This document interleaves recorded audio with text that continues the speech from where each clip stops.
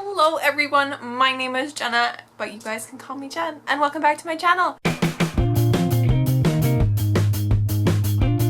And welcome back to my very warm sunroom and my already flat, deflated, very dry looking hair. This is what the summer heat does to you.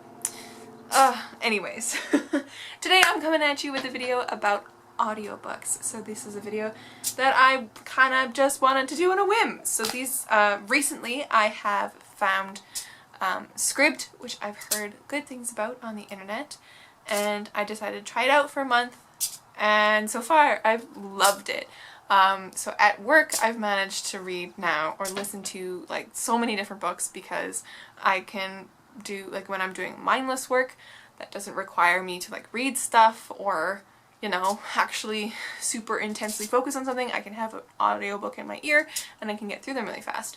So today I wanted to bring to you the audiobooks that I have loved recently. So the very first, the two first ones that I want to talk about aren't from Scribd. They are from Audible, which I did like just the free month or whatever, or the free 2 months, because you can get that through some of the booktubers online. So I took out Priory of the Orange Tree, which I've already talked about in my Priory book talk, which you can check out somewhere up here. I don't remember what side it's on, but I will link it. And I absolutely adored that audiobook. The narrator was phenomenal, and she is just incredible. Her voices were so good. The way that she told the story was incredibly captivating, and just, yes, that is how you're supposed to do audiobooks, is hers. So Priory of the Orange Tree is my #1 favorite. And my number 2 and 3 are the last 2 Lord of the Rings books, so the Two Towers and then The Return of the King. I listened to on audiobook to help me get through them because I found that, as many people have, that the prose is a little bit dense. But those audiobooks are phenomenal as well. The narrator is like telling you a story. It feels like you're sitting at like your grandfather's knee or something when you're like 3 years old getting told a story. It is wonderful. I enjoyed those audiobooks so much. But those ones I had on Audible, and I finished those a little while ago. So recently I have been loving Scribd. I think I have now just finished my first free month, so I'm going to now be like paying a subscription fee, but that's okay to me because you get unlimited audiobooks, which I am so into because I can go through them very fast. And recently I have been listening to a variety of different ones, but the ones that I really wanted to talk about that I've really loved are, so there's been the fantasy genre, which I have been always into, and then like the romance genre. So not YA romance, like actual adult romance, like Sophie Kinsella's of the world, which I have loved listening to those kinds of books. I didn't think I would because they're so like lighthearted and something you just usually would just read really fast or whatever. I didn't think that they would keep my attention very much, but they do. So the first two I'm going to talk about are those two that I have read or listened to. I'm going to probably say read so many times in this video. Who knows? So the very first one that I want to talk about is Sophie Kinsella's I Owe You One. That one just randomly showed up on my Scribd like home screen, and I was like, yeah, I love Sophie Kinsella. Her books are hilarious and it's like reading a rom-com. Of course I want to listen to this. So I downloaded it onto my phone and I listened to it. I think it took me like only a day or maybe 2 days to get through it at work, depending on my work flow. I can't quite remember, but it was wonderful. It was actually one of the very first audiobooks that I was sitting at my desk and I had to like take a moment because I would like try not to laugh because I share an office with someone else, and then like I was also like kind of like, oh, that hit me right in the feels sometimes. So it was wonderful, and the narrator girl was fantastic as well. Her voice wasn't annoying in any way, which is huge for me, because I did listen to an audiobook that was a little off. I can't remember which one it was. It might have been The Sorcery of Thorns, and it might have been, I think it was Sorcery of Thorns. So I ended up listening to The Sorcery of Thorns, and that narrator did bother me a lot. I don't know why.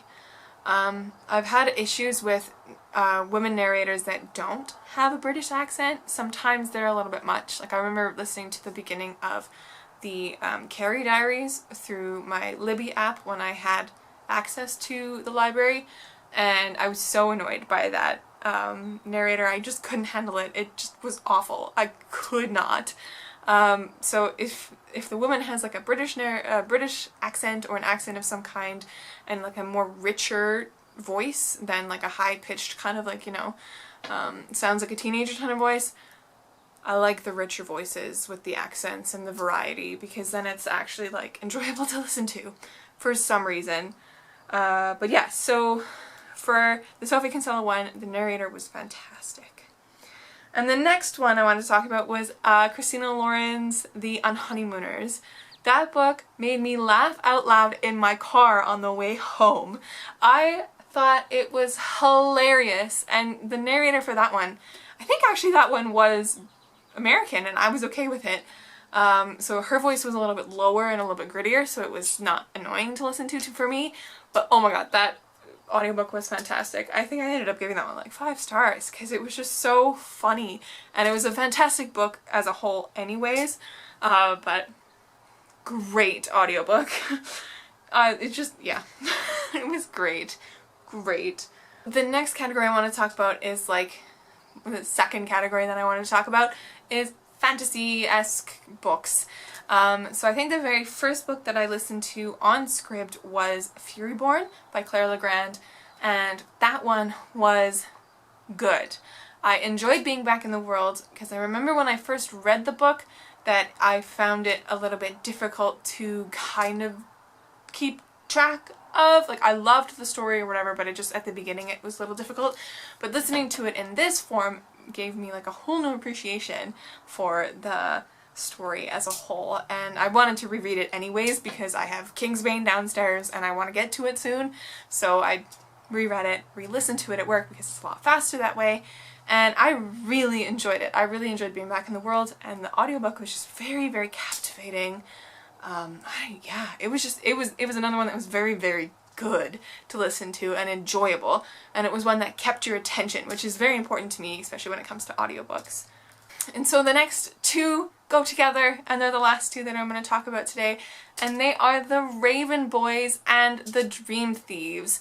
So I first read The Raven Boys last year on my iPad as like an ebook because I heard so much good things about this series, and I didn't really kind of get it. I was like, okay, like it's very YA to me. But then I saw all 4 of the Raven Cycles audiobooks on script, and I was like, why not give this another chance? So I did, and I loved it. The guy, I think his name is Will, the narrator, his first name is Will. Oh my god. He creates such an atmosphere with his voice. He is enthusiastic as hell, and he gives each character a different accent. And for like Gamzee, who like is described as being able to like change his accent a little bit depending on who he's talking to and what point he wants to get across. And Adam as well, his like southern accent comes in when he's nervous. Like, this guy did that. He did that. He like tilted his voice. He had that southern drawl for Adam whenever he was talking, and I don't know, he did such a beautiful job of like painting this atmospheric world, which is the Raven Boys. The Raven Boys is so atmospheric, being in this like weirdly mythical town, right? Like it's on the ley lines and it's all that. If you've read the books, you know what I'm talking about. But yeah, so it sparked a love for this series so deep in my heart that I finished the first audiobook at work in 5 hours, and then I read the second one the following day, and I finished that one in 6 hours because it's just a little bit longer. So like as I was driving home, I managed to finish it.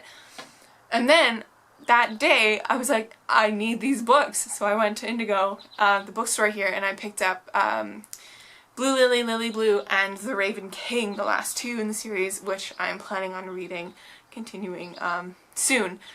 I'm not sure if I'm going to get to the audiobooks of those, but I would really like to, because his voice is just fantastic for audiobooks. Like, if you're going to go listen to any audiobook for the first time, try The Raven Boys, because it is unreal. It is unreal. real, the world it's in. Like, the only thing I can compare it to is Stephen Fry's Harry Potter rendition. Like, by the way, side note, the Stephen Fry collection of Harry Potter audiobooks is my favorite collection of audiobooks out there. I should have prefaced this video with that. Those audiobooks are what actually got me into audiobooks, because who doesn't want to listen to their favorite series in a different way? I remember picking up the Harry Potter and the Philosopher's Stone.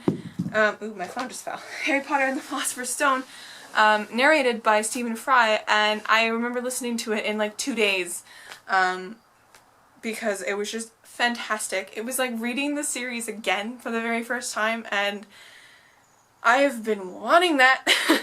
I think I did that last year in like the dead of winter, going to uni and stuff, and it was just amazing. Fantastic world. But yes, so that like atmospheric kind of like really interesting feeling comes along with the Will. I think his last name is Patton. I'm not sure. Hold on, I can easily look this up, the narrator names. Yeah, Will Patton narrates the Raven Cycle, and he's so good. I wonder if I can get a little excerpt of it for you guys. Oh, also, fun fact, the music tied in at the beginning of the book and at the end of the book is made by Maggie Stiefvater herself, which is so cool. 40. Barrington Welk was not pleased with Neve. For starters, since getting in the car, she had done nothing but eat hummus and crackers, and the combination of the garlic odor and cracker chewing was incredibly aggravating. The thought that she was filling his driver's seat with crumbs was one of the more troubling ones he'd had in a week of extremely troubling thoughts. Also, the very first thing she had done after they exchanged hellos was to use her taser on him. This was followed by the ignominy. I don't know. It sounds so funny to me now, like normal speed, because I've listened to all these books on two times the speed. But yeah, he does so well. It's fantastic. So those are the audiobooks that I wanted to talk about today. So the ones that I'm planning on getting to soon are ones that are just basically going to help me get through some of the books that I have on my TBR, and then some of the other romance books. So I have queued up, I have My Favorite Half Nightstand by Christina Laurens, because it just seems like a cute contemporary type novel. Then I have Aragon, which is to help me with my Medievalathon TBR. And I also have, where'd it go, like Roomies by Christina Laurens. I have The Wedding Date by Jasmine Guillory. And then I also have Good Omens by Neil Gaiman and Terry Pratchett, if I feel the need that I need the audiobook to get me through it faster. And I've also, on my list of, I have so many saved here, on my list of things, I also have Becoming by Michelle Obama, which I've heard is narrated by her herself, so that would be amazing to have, because who doesn't love the First Lady of the United States, or the old First Lady, who should still be First Lady, let's be honest. But, yeah, I've heard it's amazing, because it's like she's telling you her story herself, and I really want to listen to that, and I've heard her book is amazing anyways. So that's where I'm going to end my video today. Let me know down below if there are any audiobooks that you recommend people listen to. I've heard people recommend Daisy Jones and the Six, which I do have on my computer somewhere, I think. Yeah, because I've heard that one's apparently really good. It's like a full cast one and everything, but I love Daisy Jones and the Six, the book itself, so I will eventually get to that one. But if you guys have any other recommendations, let me know down below, because I'm always open to listening to more books out there. But yes, so make sure to subscribe down below if you want to see more content like this. I upload bookish videos and writing videos, because why not? And I upload vlogs every week, and I love it. I love chatting with you guys about books. And make sure to hit that little bell icon so you know when I upload, because that's fun if you get little notifications, even if you don't, I do upload every week, most of the time twice a week, with a vlog and then a normal video. But yeah, so make sure to stay kind and keep on reading. Bye guys!